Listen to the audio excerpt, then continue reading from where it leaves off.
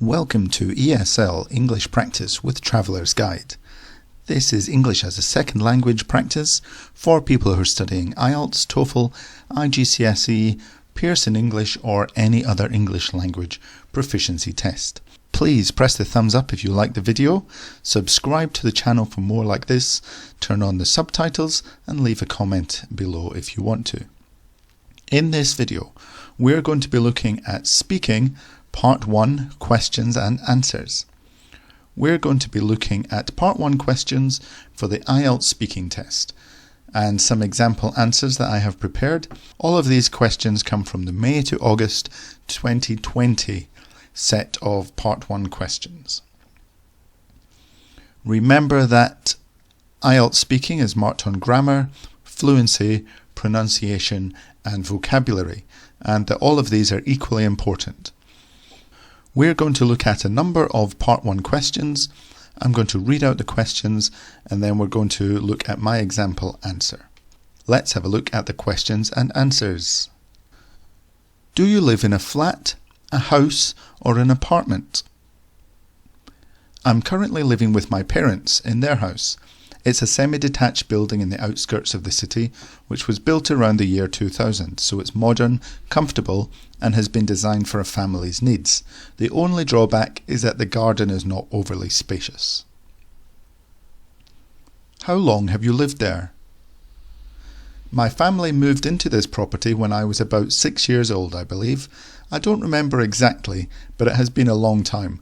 I don't really remember the house we lived in before that. I did move out for a period while I was attending university, but recently I chose to return to the family nest. What do you enjoy most about your place? The most valuable asset of this house, in my opinion, is the location.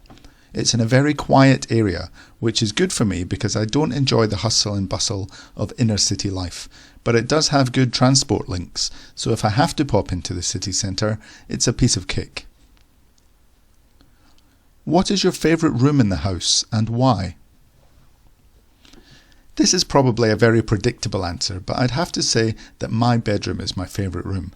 This is the only place where I can fully unwind and feel completely relaxed. If I want to escape from the world for a while, my bedroom is the safe haven I can hide in. Do you like your current age? I don't really mind my current age, although on the whole I'd say I would rather be younger. Although I have more freedom now, I also have more responsibility, and this wasn't an issue when I was younger. I would prefer to be fitter and healthier too, although that might not be down to age. How do you feel about getting older? Aging is inevitable, isn't it? There's nothing we can do about this, so why worry? In this situation, you have to focus on the advantages. With age comes wisdom, they say. I feel like I know more now than I did before, and that's certainly one benefit of getting older. Should we treat people of different ages the same way? Everyone should be treated with respect, regardless of their age. While we can learn things from older people, youngsters can be educators too, so we shouldn't dismiss their advice. People will often surprise you with their abilities, so treat them as individuals rather than an age group. Do you often meet new people? In my line of work, I regularly interact with people for the first time. It's always interesting to get to know new people, even if it's just at a superficial level. Nowadays, I meet a lot of new people online, and although it's not really meeting them, the interaction is still the same. Are you able to decide if you like a person the first time you meet them? Like most people, I tend to form an opinion of someone fairly quickly after meeting them. First impressions are important, however these can often turn out to be misleading as time goes by. Instantly likable people may actually become annoying, and someone you didn't click with at first may have hidden qualities that you later discover. Do you care about people's opinions of you? I'd be lying if I said I didn't care at all, although I try not to let others' views have too much importance. On social media, people often leave negative comments on pictures, which can be disheartening, but I have to remind myself that these people don't actually know me. I'd say only my close friends' opinions of me count. What languages can you speak? I can speak 3 languages to varying degrees of fluency. My mother tongue is Chinese, so of course I can speak that one perfectly well, and I have been studying English for several years, so I'm almost fluent in that. I can also speak a few words of my local dialect, although that's not widely spoken these days, and I've forgotten most of what I knew. Do you think English is a difficult language to learn?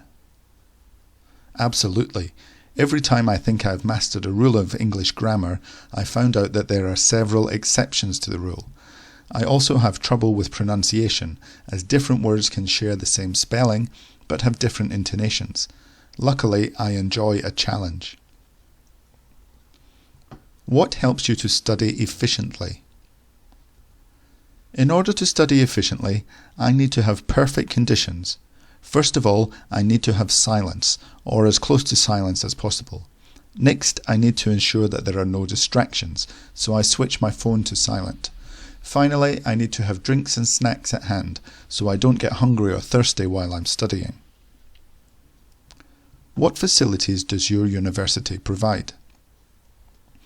My university has a wide range of facilities, so I have a choice of things to do. The sports facilities are great and inexpensive, so I often take advantage of the swimming pool. I also regularly use the laundry facilities, the library, and the canteen. In fact, everything you need is on campus, so I don't have to worry about anything. Is there anything you want to change in your university? That's a difficult question because overall I'm very happy with my university. If there was one thing I could change, however, it would be to make the library available 24 hours a day. I'm more of a night owl than a morning person, so I often work better in the evening, but currently the library closes at 8 p.m. Do you like eating fish? Well, I'm a big fan of fish, and there are several fish dishes that I enjoy. For example, I like to eat sushi from my local Japanese restaurant. Their salmon is delicious. And living in the UK, I have to love fish and chips. It's a British specialty, and in my opinion, it tastes sublime. Have you ever gone fishing? I've only been fishing once, with my cousin, when I was in high school. He is a keen fisherman, and he wanted to show me his passion. However, it was rainy and miserable, and on top of that, we didn't catch any fish. Basically, it was a waste of time, and I haven't been fishing since. Is fishing popular in your country? I'm not entirely sure, but I reckon it's fairly popular. It's probably favoured by middle-aged men, although personally I don't know many people who like fishing. Sometimes I see people fishing while I'm driving, sitting beside rivers or lakes, waiting for a bite. Would you ever keep fish as pets? Yes, definitely. Fish make great pets because they are so easy to look after. I'd like to have a tropical fish aquarium in my living room, hosting an array of multicoloured little fish, such as neons and guppies. It's soothing to watch them swimming around in the tank. Do you prefer to use pencils or pens? When it comes to writing, I would always choose a pen over a pencil. Ink is much easier to read than pencil, and pens don't get blunt and need sharpening. However, I'm also an artistic person, and pencils can be good for drawing, so I do use them as well sometimes. When was the last time you bought some pens or pencils? Actually, I haven't bought any pens or pencils for a long time. The last time was probably when I was on holiday in Italy last year and bought a pen as a souvenir. It had a picture of the Leaning Tower of Pisa on it and came with a choice of names. I decided to buy it as a gift for my friend, so I chose the one with her name on it. Would you like to receive a pen or pencil as a gift? I'd be happy to receive a pen as a gift, especially if it has a personal meaning to it. If the person giving me the gift has chosen it for me, then it must be a special gift. Some pens look stunning and feel great in your hand, which can make writing more pleasurable. What gifts do children like? Different children like different kinds of gifts. My nephew, for example, is crazy about football, so he'd be happy with anything football related. Generally speaking, I'd say you can't go wrong with toys, as long as the toy is age appropriate. Sweets and chocolate are also likely to be well received. Are you good at choosing presents or gifts? I'm not sure. I guess you'd have to ask the people I've given gifts to. Sometimes I find it exceptionally hard to choose a gift for someone, but occasionally I get inspired and come up with a great idea. Personalised gifts, I think, are a good choice. However, I can't always tell if the receiver is as happy with the present as I was. Do you bake? I enjoy eating cakes more than I enjoy baking them. I can bake, and I have made a few cakes in the past, although these days I rarely have enough time. Perhaps if one of my friends has a birthday party, I'll bake a cake for them and take it to their house. Otherwise, I'm more likely to buy a cake than bake one. Did you like cakes and desserts when you were a child? Yes, I've always had a sweet tooth. My favourite dessert as a child was definitely ice cream, and I still enjoy devouring that today. I enjoy the sweetness and the coldness, and it comes in so many flavours: vanilla, mint, raspberry ripple, and my new favourite, salted caramel. I think every child likes ice cream. Are there many sweet foods in your country? My country has a wide selection of foods, both sweet and savoury. Generally speaking, sweet foods are saved for after the main course, or as snacks between meals. Sugary drinks are also widely consumed. Perhaps there are too many sweet foods here, as we are now facing an obesity epidemic. In your culture, do people like eating cakes at festivals? Yes, cakes are often used to mark special occasions. Birthday cakes are of course popular, but different festivals have their own traditional cakes. We often have a dense fruit cake covered in thick icing at Christmas, and a cinnamon-flavoured sponge cake at Easter time. These are just two examples. Are numbers important to you? Numbers play an important part in our everyday lives. Telephone numbers, bank cards, dates, and so on. However, I don't really pay much attention to them. My mobile phone takes care of most of that. Numbers are probably more important to people who work in banks or accountants, but not so much for me. What's your favourite number and why? If I had to choose my favourite number, I'd choose 23.